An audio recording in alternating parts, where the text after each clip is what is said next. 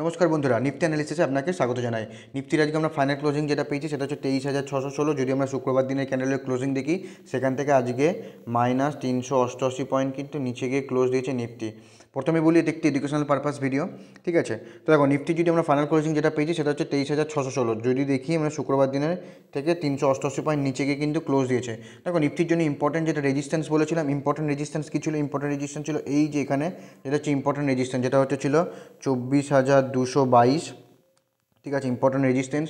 যদি দেখি মার্কেট কী করে, যদি মার্কেট বলেছিলাম যে যদি মার্কেট এই রেঞ্জের যদি নিচে ক্লোজ করে, ঠিক আছে, মানে যেটা ছিল হচ্ছে 23,888 একটা ক্লোজিং বেসিসে, এটা ইম্পর্টেন্ট সাপোর্ট। যদি মার্কেট কী বলেছিলাম যে আগের ভিডিওতে যেটা বলেছিলাম যে মার্কেট যদি 23,888 নিচে যদি ক্লোজ করে এবং নিচে ক্লোজ করার পর যদি মার্কেট ট্রেড করতে থাকে, দেন এখানে কিন্তু একটা ডাউন সাইড মুভমেন্ট দেখা যেতে পারে, ঠিক আছে। কারণ যদি সেলার্স অ্যাক্টিভ হয়, এর নিচেই কিন্তু মার্কেট সেলার্স অ্যাক্টিভ হতে পারে, ঠিক আছে। দেখো মার্কেট কী করে, মার্কেট যদি দেখি এই যে রেঞ্জতে বানিয়েছিল, ঠিক আছে, এই মার্কেট যে রেঞ্জটা বানিয়েছিল, যদি এখানে দেখি লাস্ট 4-5 দিনের যে রেঞ্জটা, এই রেঞ্জে কেউ কিন্তু মার্কেট আজকে ব্রেকডাউন করে, ঠিক আছে।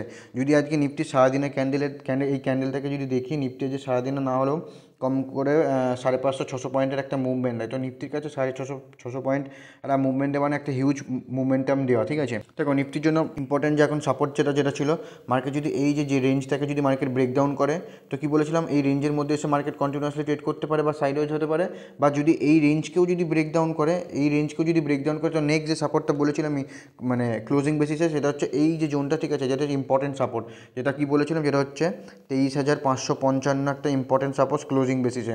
মার্কেট কিন্তু আজকে 23,551-তে আসে, ঠিক আছে, 23,551-তে আসে মার্কেট। এখানে এসে কিন্তু সাপোর্ট নেয় 23,555-কে সাপোর্ট নেয়, এবং সাপোর্ট নিয়ে কিন্তু মার্কেট সাপোর্টের উপরে আজকে কিন্তু ক্লোজ দেয়।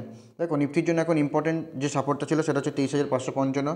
দেখা গেল কী করলো মার্কেট, যেহেতু আজকে এরকম একটা মুভমেন্ট দিয়েছে, হতে পারে কালকে এটা যেহেতু একটা ইম্পর্টেন্ট সাপোর্ট, তো মার্কেট হতে পারে কালকের দিনটা এখানে পাশাপাশি কন্টিনিউয়াসলি দেখা গেল সাইডওয়েজ মার্কেট যেতেই পারে, কারণ অলরেডি আজকে 600-500 পয়েন্ট একটা মুভমেন্ট দিয়ে দিয়েছে। তো ন্যাচারালভাবে এটা বলা যেতে পারে যে কালকে মার্কেট সাইডওয়েজ হতে পারে, ঠিক আছে, বা নাও হতে পারে, কিন্তু হওয়ার চান্সটা বেশি, বিকজ যদি দেখি আমরা আজকে একটা লাস্ট দুদিনে কিন্তু একটা ভালো মুভমেন্ট দিয়েছে নিফটিতে, ঠিক আছে।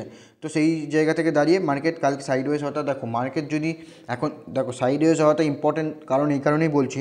দেখা গেলো মার্কেট কী করলো, এই যে সাপোর্টটা রয়েছে, ঠিক আছে, এই মার্কেট এই সাপোর্টের এখানে এসে যদি মার্কেট কন্টিনিউয়াসলি দেখা গেলো একদিন দুদিন, যদি দেখা গেলো একদিন দুদিন এখানে হোল্ড করে গেলো, ঠিক আছে, 1-2 দিন এখানে হোল্ড করার পর যদি ক্লোজিং বেসিসে, যদি ডে বেসিসে যদি এই যে নিচে যদি কন্টিনিউয়াসলি ট্রেড করে না, যদি এখানে ক্লোজিং করার পর যদি যে রেঞ্জটা বানালো সেই রেঞ্জটাকে যদি নিচে ব্রেকডাউন করে, তো নেক্সট যে সাপোর্টটা বেরিয়ে আসতে পারে সেটা হচ্ছে এই যে জোনটা, ঠিক আছে। এখানে একটা কিন্তু ডাউন সাইডে আসার একটা প্রবাবিলিটি দেখা যেতে পারে, ঠিক আছে। যদি মার্কেট কী করে, এখানে যদি মার্কেট এসে কালকে যেহেতু এত ভালো একটা মুভমেন্ট হয়েছে, কাল দুদিন যদি মার্কেট এখানে সাইডওয়েজ কাটে, সাইডওয়েজ কাটানোর পর যদি মার্কেট হোল্ড করে যদি নিচের সাইডে ব্রেকডাউন করে, তো দেন নেক্সট যে সাপোর্ট বেরিয়ে আসতে পারে ডে চার্টে, সেটা হচ্ছে এই যে সাপোর্ট, ঠিক আছে। এই সাপোর্ট কিন্তু নিতে আসতে পারে, যেটা হচ্ছে 23,222 ইম্পর্টেন্ট সাপোর্ট, ঠিক আছে। দেখা গেলো মার্কেট কী করলো, যদি 23,200 সাপোর্ট, এই সাপোর্টটাকেও যদি মার্কেট ব্রেকডাউন করে, যে লো লাগিয়েছিল এখানে, ঠিক আছে, এই লোকেও যদি মার্কেট ব্রেকডাউন করে, তো দেন নেক্সট যে সাপোর্ট বেরিয়ে আসবে সেটা হচ্ছে একটা সাইকোলজিক্যাল সাপোর্ট, যেটা হচ্ছে 23,023, ঠিক আছে, একটা সাইকোলজিক্যাল সাপোর্ট। তো মার্কেট এই সাপোর্টকে কিন্তু নিতে দেখা যেতে পারে। নিফটির জন্য এখন ইম্পর্টেন্ট রেজিস্ট্যান্স কি, ব্যাঙ্ক নিফটির জন্য ইম্পর্টেন্ট রেজিস্ট্যান্স হচ্ছে এই যে জোনটা, ঠিক আছে, এই যে জোনটা ইম্পর্টেন্ট রেজিস্ট্যান্স হিসেবে কাজ করবে, যেটা হচ্ছে 23,666 ইম্পর্টেন্ট রেজিস্ট্যান্স। এবং এরপরে যদি ইম্পর্টেন্ট রেজিস্ট্যান্স যেটা দেখি সেটা হচ্ছে 23,888, ঠিক আছে। ক্লোজিং বেসিসে কিন্তু এটা ইম্পর্টেন্ট রেজিস্ট্যান্স হিসেবে কাজ করবে নিফটির জন্য। তো চলুন দেখা যাক নিফটির 15 মিনিটের চার্টে কালকে কেমন কি ট্রেড করতে পারে। দেখো নিফটির 15 মিনিটের চার্টে যদি ইম্পর্টেন্ট সাপোর্টে যেটা বলেছিলাম, ইম্পর্টেন্ট সাপোর্ট যেটা ছিল, এটা হচ্ছে ইম্পর্টেন্ট সাপোর্ট ছিল। মার্কেট আজকে গ্যাপ আপ ওপেন, এবং গ্যাপ আপ ওপেন হওয়ার পর মার্কেট সাপোর্টকে নিচে ব্রেকডাউন করে, এবং ব্রেকডাউন করার পর মার্কেট কী করে, একবার সাপোর্টকে ব্রেকডাউন করার পর এই সাপোর্টটাকে একবার টেস্ট করতে যায়, এবং টেস্ট করতে গিয়ে এখানে মার্কেট সেলার্সের ক্যান্ডেল তৈরি করে, এবং সেলার্স এখানে অ্যাক্টিভ দেখায়, এবং অ্যাক্টিভ দেখানোর পর মার্কেট কী করে, মার্কেট ডাউন সাইডে আসে, এবং ডাউন সাইডে যদি দেখি, ডাউন সাইডে একটা কিন্তু ভালো মুভমেন্ট দিয়েছে। নিফটির জন্য ইন্টারডেতে এখন যেটা মেন সাপোর্ট যেটা বেরিয়ে আসছে নিফটির, যেটা হচ্ছে এই যে জোনটা, ঠিক আছে, নিফটির জন্য ইম্পর্টেন্ট সাপোর্ট হিসেবে কাজ করবে, যেটা হচ্ছে 23,555 কিন্তু একটা ইম্পর্টেন্ট সাপোর্ট হিসেবে কাজ করবে। যদি দেখি এই যে জোনটা, ঠিক আছে, এইটুকু জোন কিন্তু নিফটির জন্য এখন ইম্পর্টেন্ট সাপোর্ট হিসেবে কাজ করবে 23,555, ঠিক আছে। যদি মার্কেট এর নিচে ব্রেকডাউন করে, তো দেন এখান থেকে কিন্তু একটা ডাউন সাইড মার্কেট দেখা যেতে পারে, যেটা হচ্ছে 23,222, সেখানে কিন্তু মার্কেট যেতে পারে। নিফটির 15 মিনিটের চার্টে যে ইম্পর্টেন্ট সাপোর্ট এখন দেখো নিফটির 15 মিনিটের চার্টে ইম্পর্টেন্ট সাপোর্ট যেটা হিসেবে কাজ করবে সেটা হচ্ছে এই যে জোনটা নিফটির জন্য এখন ইম্পর্টেন্ট সাপোর্ট হিসেবে কাজ করবে, যেটা হচ্ছে 23,555 ইম্পর্টেন্ট সাপোর্ট হিসেবে কাজ করবে নিফটিতে। ঠিক আছে, মার্কেট দেখা গেল কী করলো, কাল পাশাপাশি ওপেন হলো এবং ওপেন হওয়ার পর মার্কেট কন্টিনিউয়াসলি ট্রেড করার পর যদি যে রেঞ্জের যদি দেখা গেলো আপসাইডে ব্রেকআউট করলো, তো দেন নেক্সট যে রেজিস্ট্যান্স বেরিয়ে আসবে প্রথম 15 মিনিটের চার্টে, সেটা হচ্ছে এই যে রেজিস্ট্যান্সটা। ঠিক আছে, যেটা হচ্ছে 23,777 থেকে 23,666, এই জোনটা কিন্তু রেজিস্ট্যান্স হিসেবে কাজ করবে নিফটিতে। ঠিক আছে, দেখা গেলো মার্কেট কী করলো, এই রেজিস্ট্যান্সটাকে যদি মার্কেট যদি ব্রেকআউট করে, দেখা গেলো এই রেজিস্ট্যান্সটাকে ব্রেকআউট করে, তো নেক্সট যে রেজিস্ট্যান্স বেরিয়ে আসবে সেটা হচ্ছে এই যে জোনটা। ঠিক আছে, এটা একটা রেজিস্ট্যান্স হিসেবে কাজ করবে, যেটা হচ্ছে 23,888, যেটা ক্লোজিং বেসিসে এবং 15 মিনিটের চার্টে ইম্পর্ট্যান্ট রেজিস্ট্যান্স। ঠিক আছে, দেখা গেলো মার্কেট কী করলাম, এই সাপোর্টের নিচের সাইডে যদি ব্রেকডাউন করে, নিচের সাইডে যদি ট্রেড করার পর এখানে যদি ওপেন হওয়ার পর ট্রেড করা মানে কন্টিনিউসলি ট্রেড করার পর যদি নিচের সাইডে ব্রেকডাউন করে, তো প্রথম যে সাপোর্টটা বেরিয়ে আসবে সেটা হচ্ছে 23,555।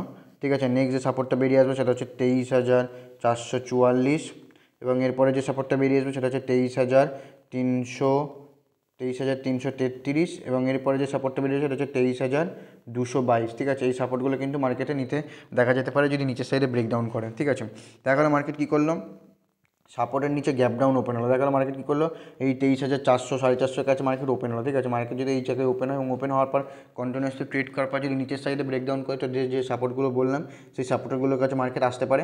ঠিক আছে, যদি আপসাইডে ব্রেকআউট করে, দেখা গেলো মার্কেট কী করলো, এখানে ওপেন হওয়ার পর মার্কেট আপসাইডে ব্রেকআউট করলো, আপসাইডে যদি ব্রেকআউট করে আজকের যে ক্লোজিং, সেই ক্লোজিংয়ে কিন্তু একবার রেজিস্ট্যান্স নিতে পারে মার্কেট।